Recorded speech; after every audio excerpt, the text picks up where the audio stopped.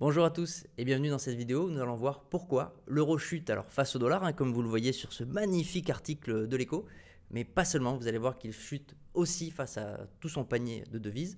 Je vais rappeler, nous sommes ici sur monnaie et liberté, on aime bien parler des monnaies, oui. Et donc je vais rappeler le pouvoir d'achat. Qu'est-ce que le pouvoir d'achat dans notre système fiat? Nos monnaies s'appellent des monnaies fiat, l'euro, dollar, livre sterling, etc. Nous sommes dans un système fiat, nous étions par exemple avant 1971 dans le standard or, et demain, nous serons peut-être dans le standard Bitcoin. Ah, je ne sais pas, je ne sais pas.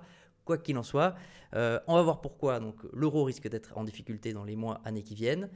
Un petit bilan quand même pour alimenter ça avec le budget de l'État français, sa dette, qu'est-ce qu'il gagne, qu'est-ce qu'il dépense, comment il peut s'en sortir, quelles seront ses solutions. Et nous verrons une illustration donc d'un pays, c'est la livre turque, je spoil un peu. Nous verrons la performance de la livre turque face notamment à Bitcoin. Pourquoi j'ai pris la livre turque? Car ce pays, cette résidence économique, cette région économique, on l'appelait comme ça, a décidé de multiplier, donc de faire de l'inflation, d'augmenter la masse monétaire de sa monnaie, la livre turque. Et on va voir les conséquences, notamment sur un actif qu'est Bitcoin. Pour comprendre les risques qu'encourt la zone euro et la devise euro en elle-même, nous allons être obligés de parler, je vais vous expliquer qu'est-ce que l'écart des taux, le spread des taux en anglais, c'est l'expression que vous entendrez parler si vous vous renseignez un peu au niveau économique, et c'est surtout peut-être des nouvelles là, qui ont commencé sur BFM Business à sortir, mais qui, encore une fois, dans les prochaines semaines, prochains mois, risquent peut-être de faire grand bruit sur les masses médias ou les médias mainstream pas forcément économiques. Commençons avec un petit rappel simple, mais qui va permettre de poser les bases sur le pouvoir d'achat. Qu'est-ce que le pouvoir d'achat d'une devise, donc de notre monnaie euro? C'est son pouvoir d'être converti en biens ou en services. Nous, en tant qu'humains, nous ne savons faire que deux choses, réaliser des services ou produire des biens. Il y a deux collatéraux à ces biens et ces services, c'est notre temps et l'énergie que nous sommes capables de déployer pour les réaliser. La monnaie, qui n'est qu'un outil, pour rappel, n'est pas bonne ou mauvaise par essence, mais cet outil représente notre temps, le temps des hommes, ainsi que l'énergie qu'ils sont capables de déployer. Notre énergie pour une activité intellectuelle, mais l'énergie que nous sommes capables, avec les énergies fossiles, l'énergie nucléaire, etc., à déployer sur une zone économique. Là, si on parle, donc je reviens à ma devise euro, le pouvoir d'achat de l'euro peut être résumé par ce ratio, sa capacité économique, donc quels sont les biens et services qu'il est capable de créer, sur la masse monétaire. Si vous augmentez les biens et les services et que l'étranger va convoiter, l'étranger voudra acheter de l'euro pour acheter ses biens et services. Donc ça augmentera la demande en euros. A l'inverse, si vous multipliez la masse monétaire à l'infini, malheureusement c'est ce qui est en train de se passer, vous perdez du pouvoir d'achat par rapport à l'étranger. Et tout le ratio des devises, tout le forex, quand on compare l'euro au dollar, l'euro à la livre turque, c'est cela qu'on compare. Est-ce que la zone économique est plus forte? Et est-ce que ceux qui gèrent la zone économique et ceux qui gèrent la monnaie de la zone économique multiplient beaucoup trop leur monnaie, augmentent beaucoup trop la masse monétaire? L'inflation, rappelez-vous, l'inflation, c'est la vraie définition, c'est l'augmentation de la masse monétaire. Et l'augmentation de la masse monétaire peut conduire à une augmentation des prix, mais souvent, on fait un raccourci. Voilà, donc, augmentation de la masse monétaire. Et si on revient encore une fois en Europe, je ne pense pas vous apprendre que le cœur économique de l'Europe était l'Allemagne. Voilà. L'Allemagne qui était alimentée principalement par gaz, son énergie principale venait des gazoducs, qui ont mystérieusement explosé. Bon, vous pouvez penser que c'est un bateau de pêche qui a largué des Ukrainiens. Bon, pour ma part, j'y crois pas, mais pourquoi pas? Pourquoi pas? En attendant, ils n'ont plus accès à une énergie bon marché, et donc l'industrie allemande est en train de se délocaliser en France. Non, mais non, aux États-Unis, oui. En France, car vous allez le voir, la France n'est pas en super santé financière. C'est pareil, je pense que je ne vous l'apprends pas. Alors pour tous les sites que je vais vous montrer, je les sors, tous les liens, ça vient de gouvernement, économie.gouv.fr. C'est que les liens et que les sites officiels. Et d'ailleurs, il y a des choses que j'ai découvert, je n'avais jamais exploré jusque-là. Donc on nous rappelle que nous sommes désormais à 112% de notre PIB, que notre dette équivaut actuellement à peu près 3 230 milliards d'euros. Et grâce à cet autre lien qui présente les principaux chiffres concernant notre dette, on peut voir, alors j'avais entre 7 et 8 ans en tête, mais que le roulement de la dette est plus aujourd'hui entre 8 et 9 ans.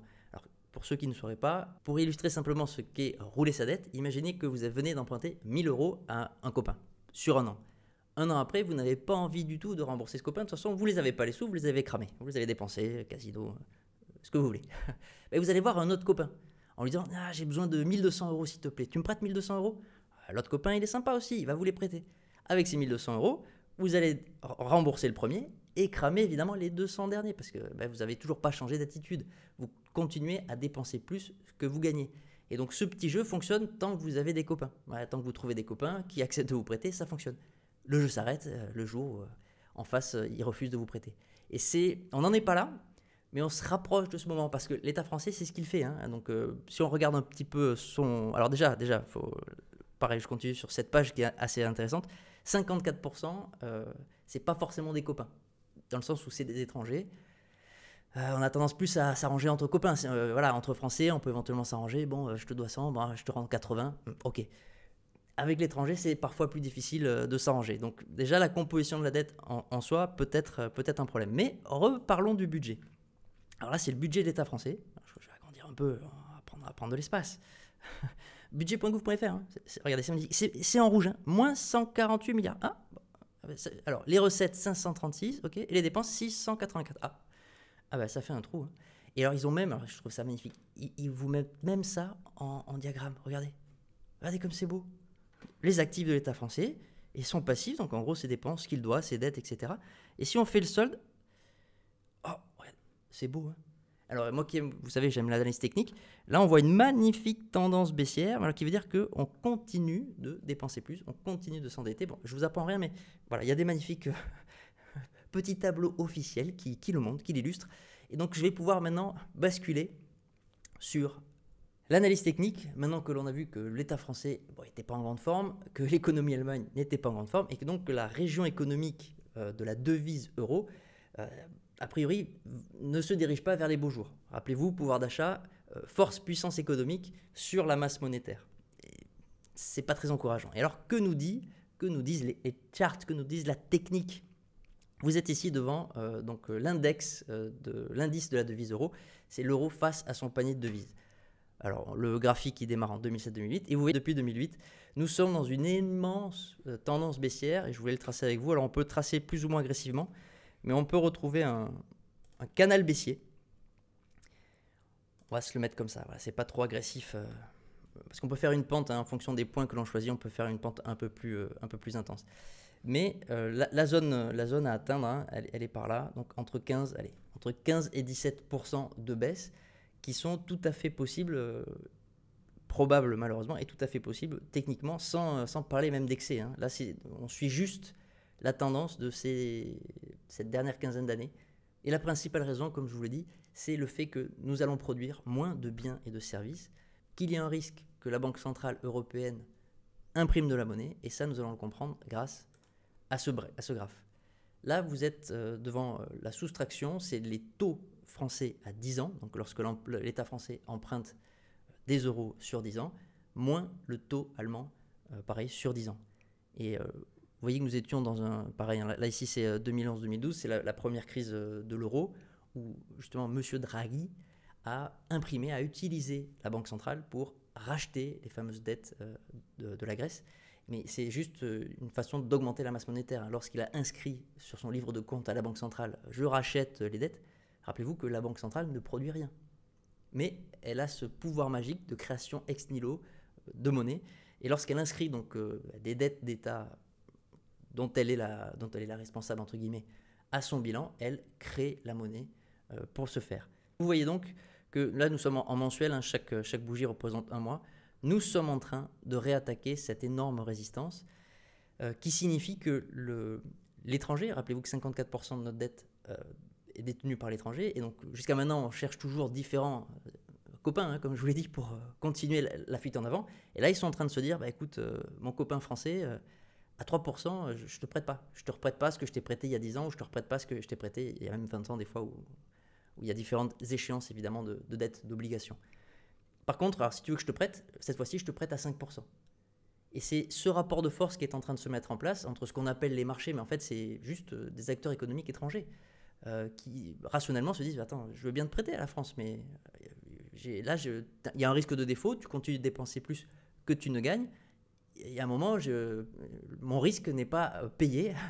Je risque de perdre de l'argent à te prêter à 2 ou 3%. Donc, je veux 4. Sauf que l'Allemagne, même si l'Allemagne est en difficulté économique, elle est encore beaucoup plus puissante économiquement que la France. Et donc ce chantage, entre guillemets, ou ce rapport de force n'a pas encore réellement débuté par rapport à l'étranger. Alors comment cela peut mettre en péril, y compris la zone euro ou la devise euro en elle-même? C'est que si nos taux, les taux français, explosent, rappelez-vous que nous roulons notre dette. Les 1000 euros que le premier copain nous a prêtés, nous continuons de payer des intérêts dessus. Sauf qu'au départ, il nous l'a prêté à 1%. Donc c'était facile. Mais si tout d'un coup, on augmente, on va réemprunter 6 000 euros qu'on a déjà dépensés, par contre, cette fois-ci, ça va être à 5, 6, 7%. Ça va faire exploser ce qu'on appelle la charge de la dette, c'est simplement le paiement des intérêts. Et le jour où l'État français ne trouvera pas de copains, d'étrangers, pour prêter et pour rembourser les précédents, il fera défaut. L'équation est malheureusement assez simple. Pour rembourser une dette, lorsqu'on dépense plus qu'on ne gagne, pour changer, il faut soit gagner plus. La façon la plus saine de le faire, c'est d'augmenter la création de ses biens et de ses services. Malheureusement, l'État français a choisi d'augmenter les impôts, sauf que nous savons tous qu'à partir d'un certain moment, l'impôt tue l'impôt, et même si l'État augmente les impôts, il va récolter moins. Et enfin, il y a le vol. On peut aller faire la guerre et peut-être espérer qu'en volant des terres et des richesses, on puisse se rembourser. Mais je ne vois pas ce scénario être gagnant, surtout dans notre monde moderne, nucléarisé, et face aux ennemis que l'on nous désigne. Donc oublions le vol. Autre solution, dépensez moins. Tous les transferts, l'État français est encore une fois celui qui prélève le plus, et visiblement, il y a une mauvaise allocation des ressources. Que fait-il de cet argent? Ça, c'est la question principale. À quand un audit des finances de l'État? Et surtout, à quand un ministère comme les États-Unis sont en train de le créer avec Elon Musk, qui va couper dans les dépenses, regarder où va l'argent, comment il est dépensé, quels biens et services nous obtenons en retour de ces dépenses. Et enfin, s'il ne peut pas gagner plus, s'il ne peut pas dépenser moins, un État souverain, normalement, peut créer sa monnaie. Voilà. Il peut augmenter la masse monétaire. Je reviens à mon copain, si moi je peux créer les 1000 euros, je vais lui rendre. Mais de ce fait, rappelez-vous de mon ratio, puissance économique sur masse monétaire, si vous augmentez la masse monétaire, vous diminuez le pouvoir d'achat de votre monnaie. Vos copains, l'étranger, vont voir que vous avez multiplié les billets et ils ne vous donneront pas leurs biens ni leurs services au même tarif. Ils vont également augmenter leur prix. Inflation, augmentation de la masse monétaire, va faire augmenter les prix. Et en France, sommes-nous souverains sur notre monnaie? Ah ben non. Et non. La question se repose donc, se répercute sur la Banque Centrale Européenne. Je le répète, si la France ne peut pas gagner plus ou dépenser moins, elle peut peut-être créer plus d'euros, mais cela impactera le pouvoir d'achat de tous les gens qui vivent dans la zone économique euro. Donc les Allemands, Italiens, Espagnols, etc. Et la décision ne nous revient pas à nous seuls. Et c'est là que le schisme, le grand différent entre l'Allemagne et la France peut s'effectuer, car si l'Allemagne notamment refuse de mutualiser les pertes de la France, parce que c'est ça, lorsque l'on imprime au niveau de la Banque centrale, on mutualiserait les pertes de l'État français au sein de la zone euro. Donc les pays du Nord, qui sont plutôt bien gérés, absorberaient les déficits des pays du Sud. Est-ce qu'ils peuvent le faire? Ouais, peut-être. Peut-être, même si au niveau allemand, j'ai cru comprendre en écoutant M. Gave que c'était anticonstitutionnel, il s'assoit sur tous les traités. Alors pourquoi ne s'assierait-il pas sur la constitution allemande? Je pose la question. Passons à la solution Bitcoin. Alors qu'est-ce que Bitcoin vient faire dans tout ça, dans toutes ces devises? Pourquoi? Illustration, là vous avez ici à droite, tous les graphes sont en mensuel, chaque bougie représente un mois. Vous avez le Bitcoin face au dollar et le Bitcoin face à la livre turque. On va zoomer sur la période un peu plus récente. Et ce que je voulais vous faire remarquer, c'est que, regardez ici, en octobre 2023, le Bitcoin a fait de nouveaux plus hauts par rapport à la livre turque. Alors que, si nous zoomons pour le dollar, octobre 2023, nous étions ici. Alors oui, nous reprenions la tendance haussière, le bottom, le bas de marché avait été posé, mais nous étions encore loin des plus hauts. Et la raison est que Bitcoin, là, fonctionne comme étalon par rapport aux autres devises. Le pouvoir d'achat de la livre turque est tellement effondré car la banque centrale turque en a imprimé et continue d'ailleurs. L'inflation, imprimé, augmentation de la masse monétaire. Ils ont augmenté la masse monétaire. Et ce faisant, lorsqu'on libelle le prix du Bitcoin en livre turque, il a fait de nouveau plus haut en octobre 2023, alors que nous l'avons fait par rapport au dollar en mars 2024. Je parle de Bitcoin, mais ça peut fonctionner pour des actifs recherchés et rares. Pourquoi les montres de luxe ont explosé, les sacs Chanel, les voitures de collection. Tous les objets qui sont rares ou recherchés conserveront la valeur dans le temps par rapport à nos devises fiat, par rapport à l'euro-dollar qui dépendent seulement de la volonté humaine. La masse monétaire de ces devises, de ces outils monétaires, ne dépend que de la volonté humaine. Et on le sait, malheureusement, elle est faillible. Bitcoin, lui, en plus d'être un système de paiement international, le jeton qu'il contient dans son réseau, donc la pièce qu'il contient dans son réseau, sera limité à 21 millions. Et pour fonctionner, l'humain a réintroduit l'énergie et le temps des hommes dans un actif digital. C'est ça la véritable révolution de Bitcoin, c'est que le support digital de l'outil monétaire a retrouvé une contrainte de temps et d'énergie. Si vous ne comprenez pas du tout ce que je vous raconte, c'est la fameuse activité de minage. Donc renseignez-vous, formez-vous, mais dans tous les cas, il faut investir. Alors si ce n'est pas sur Bitcoin, ça peut être sur d'autres actifs, même les actions. Les actions sont des titres de propriété d'entreprises qui créent des biens ou des services et donc qui créent de la valeur, qui utilisent le temps des hommes, qui utilisent leur énergie, qui déploient de l'énergie pour créer ces biens et ces services et donc qui auront toujours une valeur dans le temps, tant que l'entreprise sera viable, évidemment. Et si aujourd'hui vous pouvez l'acheter en euros, peut-être que dans 15 ans, vous pourrez la revendre en nouveaux francs.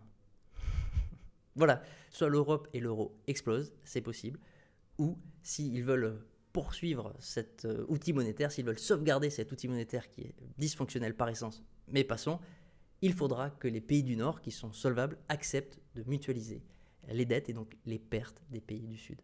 Je vous laisse sur ces réflexions, je remercie tous ceux qui ont eu le courage de rester jusque-là.